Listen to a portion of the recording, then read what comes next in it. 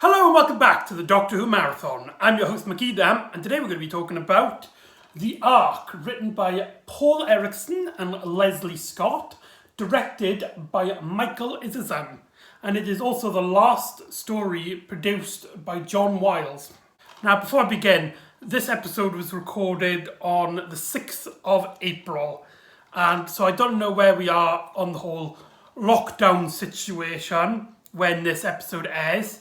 But this story does contain references to like illnesses. So if you're a bit, you don't really want to hear about stuff like that, I totally understand if you don't want to watch this particular story or this particular video. So just a little heads up. But yeah, The Ark is a story that has gone down as one of the most silliest, stupidest, rubbish Doctor Who stories in the series, especially in the William Hartnell era, with its very silly costumes, and it just seems a little bit more, a lot more not taking itself too seriously.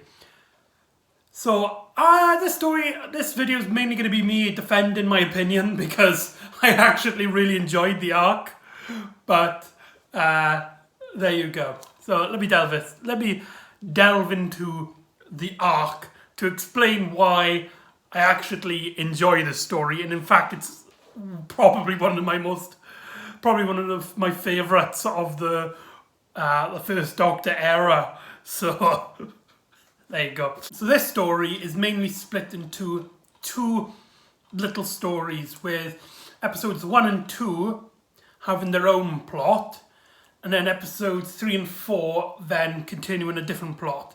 Now usually, like I've said before, with these kind of stories, split up separate stories, I don't like it because it seems like one story always gets undermined by the bigger overall story.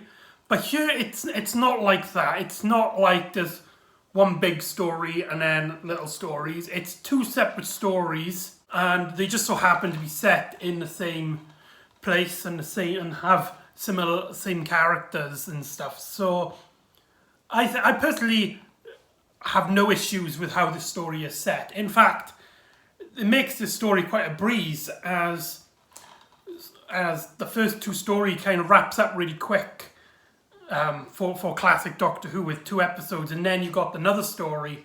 So the pacing is a lot more smoother than usually around this era. And so we pick up, episode 1 then picks up from the massacre, where we are introduced to Dodo Chaplin. Hooray! And I'm not a huge fan of Dodo Chaplin's character. She's a bit one note. She's clearly the bit of a loudmouth, goes head in first. When they land on the Ark, she doesn't even realise that she's time travelled. And she believes that Stephen and the Doctor have taken her just outside of London in a zoo, where they see all these strange animals. And also while this is going on, she's decided to wear one of the Doctor's like medieval costumes for no reason. I like the costume. It gives a bit of a flair to the visual style, but it just seems like she only wore it just because. Just to make her character stand out a bit. But anyway, so they have a little like banter with the Doctor as he basically tells Dodo that her English is terrible because the way she speaks. Also it's important to note as well, from the massacre, she kind of had like a Cockney accent, and then in The Ark and so forth, they kind of got rid of the accent and gave her what they call a BBC English. So, yeah, it's very confusing how her accent just completely changes from one story to the next. It really undermines Jackie Lane's performance.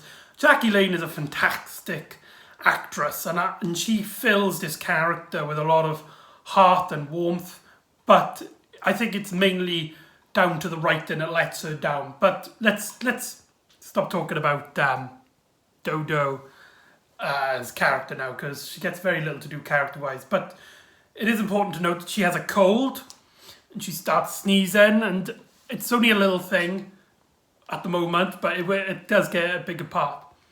And so they meet up with this group of humans that have lived 10 trillion years in the future, and the sun has exploded, and they're trying to find another planet called the Refusus.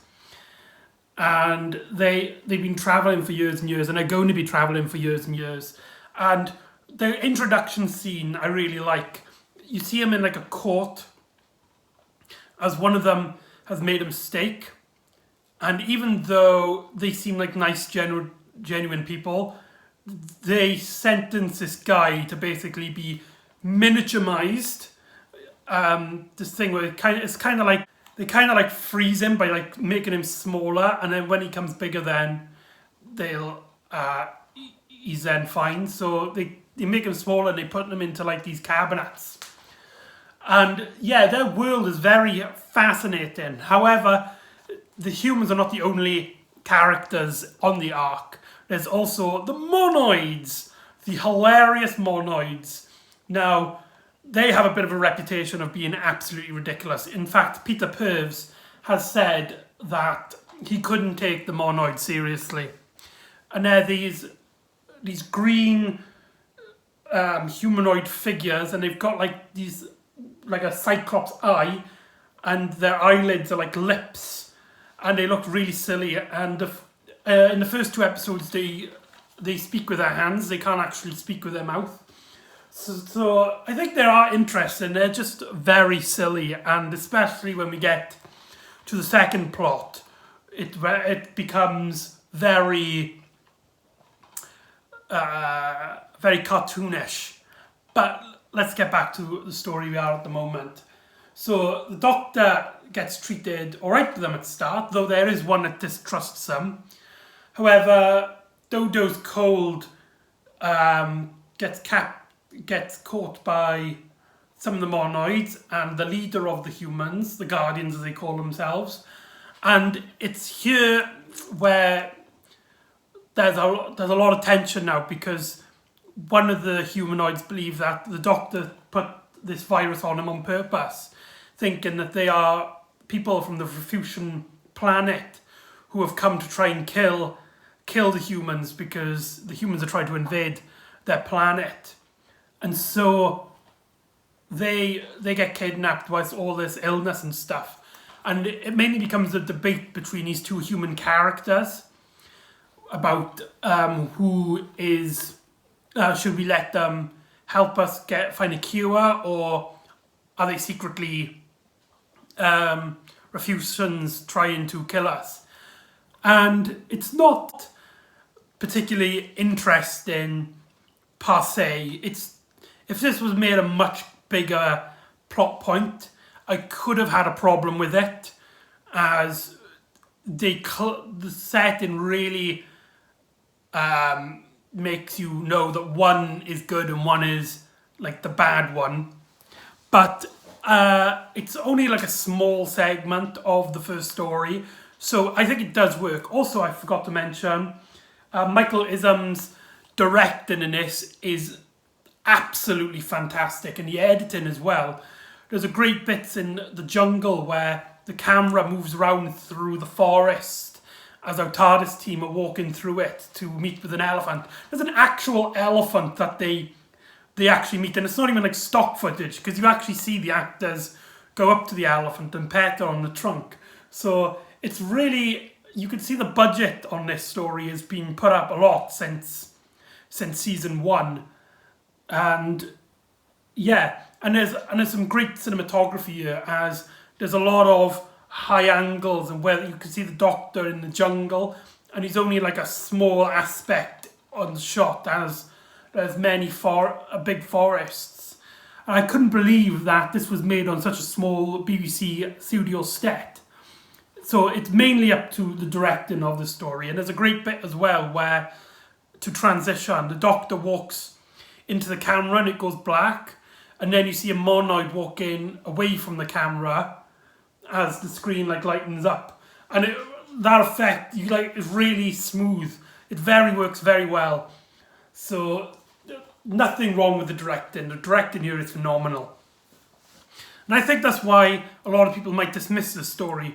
It has some very great moments and very great directing and you know, all these other elements apart from the script and the silly costumes. But because they are the more obvious problems, people take note on those. But I digress. So this virus starts breaking out, and basically we don't know if these humans are going to survive now, because Dodo's cold has basically infected all of them. And so Stephen has been put on trial as he tries to bargain with them, and he gets really tense, and there's a lot of dramatic as he basically is like, you people are idiots, just let the doctor help you. Why would we come here just to basically send you this disease? It makes no sense. And the humans, they're actually, most of them are like, we should kill them because they brought this disease and we think that they are spies. And the verdict actually says that they should chuck them off the ship. However, just before they do, Stephen becomes sick, and the leader, who's also sick, gets heard through a mic to say that, right, don't throw them off, let them help. Which kind of makes the trial obsolete and kind of does ruin that bit of the story, as that now has just become like just like filler for the rest of the story. But it's still a very intense scene. It's just now with this higher up character saying, right, just forget about the trial, let them help. It does kind of undermine that, the trial aspect. But it's still very intense. I really want to stress that the trial bits are very intense.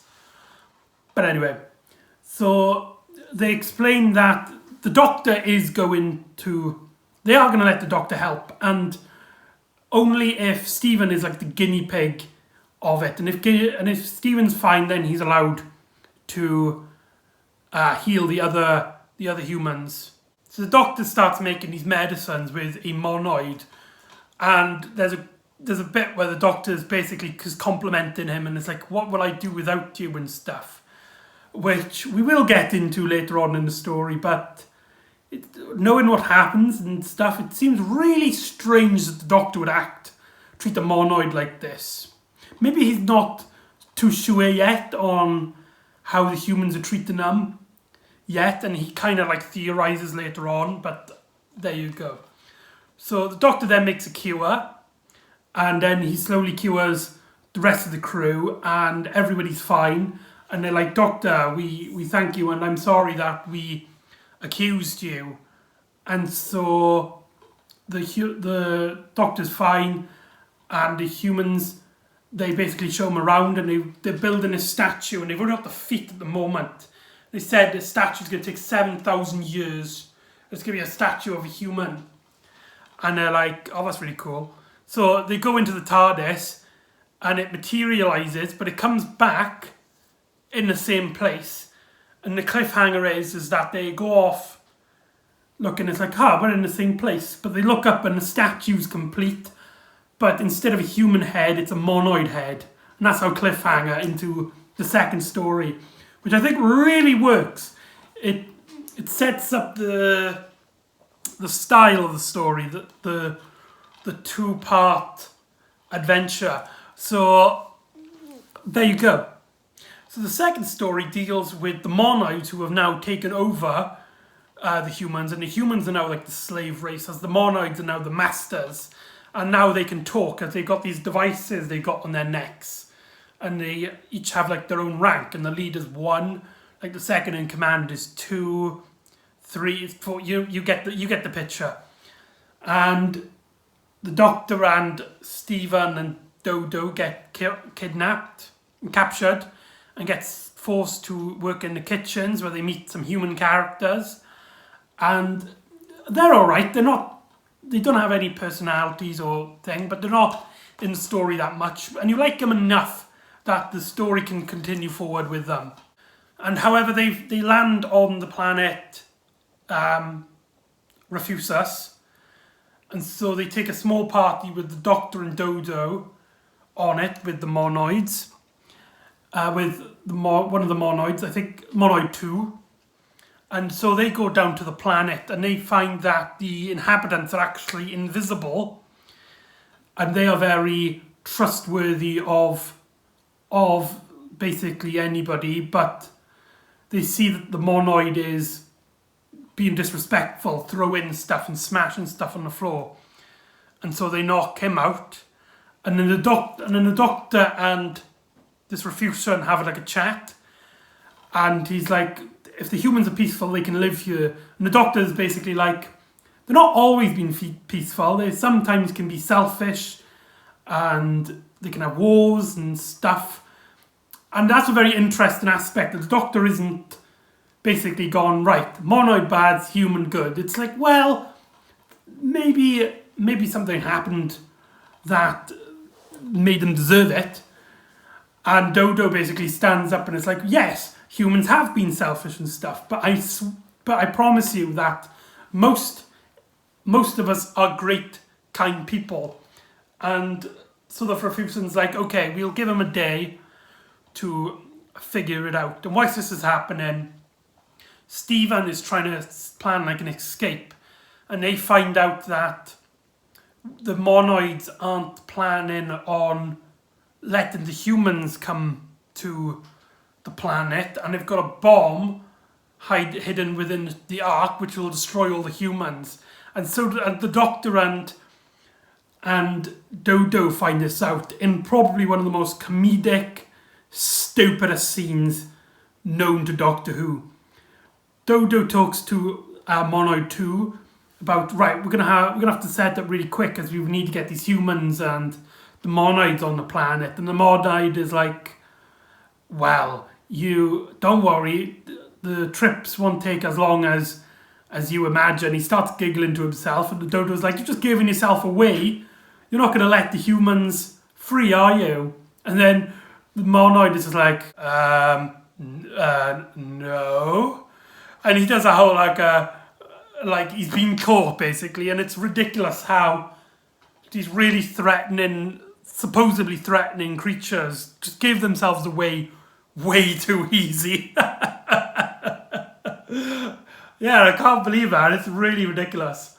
But I think the monoids here are actually pretty cool. They're not threatening a lot, but they are tough-headed, and you do actually can see why the humans would listen to them, and how they can be treated like slaves, as these monoids have these fire guns that shoot like heat blasts, and they are very ruthless, and they don't take a lot of prisoners, and they will shoot anybody who disobeys them.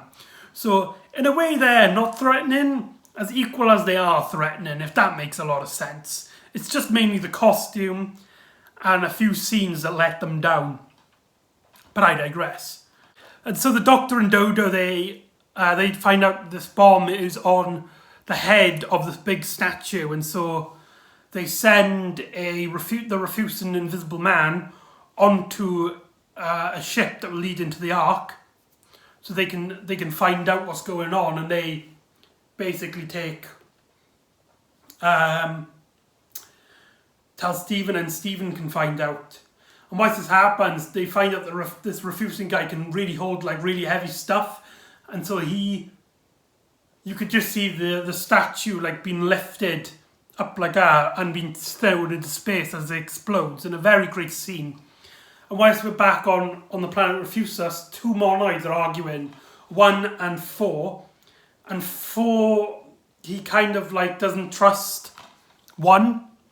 So there's a whole civil war battles between them. And when the Doctor and Dodo get near to the ship so they can escape, they basically find that all but 4 are dead.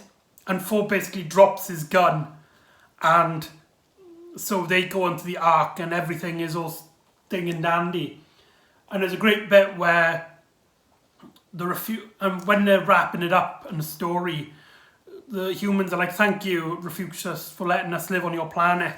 And then they're like, yes, you can live on our planet with only one request, that you make up with the monoids. And the doctor kind of explains that when they were on there before, the monoids were kind of like treated like slaves. And it was no wonder that the monoids would rebel and treat the humans kindly, the same kind. Which, like I said, in that previous scene, when the doctor's kind of like using that monoid to help him with the medicine, it's kind of strange how okay he is with this monoid basically doing everything he's told him to do. But like I said, maybe he didn't know that at the time and stuff. So that's the arc. I can see why a lot of people don't like this, especially with the silly costumes, and it's very strange. Like, it's clearly the 60s. It doesn't age well. But I do think there is actually a lot to like here, especially with some of the effects. Like I said, they had some... the camera really moves around and stuff, and there's a great effect as well, I forgot to mention. When the humans are making foods for the monoids, what they have is like a bowl of water, and they put a tablet in the water, and it kind of just like fades into fruits and vegetables. And I thought, that's really cool. It seems so like future technology that's so in the future that to us, it kind of just looks like magic. So, yeah, there's just small details like that really pushes this story forward for me. So I personally like it, but I can see why a lot of people might not like this. So that's the arc. If you enjoy it, please let me know that I'm not the only one. But I don't know. I can't think of anything much to say now. The arc is just I think it's a very underrated story. I think there is a lot to like here. There's clearly a lot to dislike as well, so I don't hold it against anyone if you don't like it. Dodo is very annoying. But the Doctor and Stephen work well, even though Stephen kind of gets little to do in the second story. I like the pacing of it, with the splitting of the two stories. It works, I think, very well. And it's very different. We haven't seen that before. So, yeah, the arc. So join me next time where we meet one of the Doctor's greatest singular villains. So join me next time on the Celestial Toy Maker. I'll see you next time on the Doctor Who Marathon.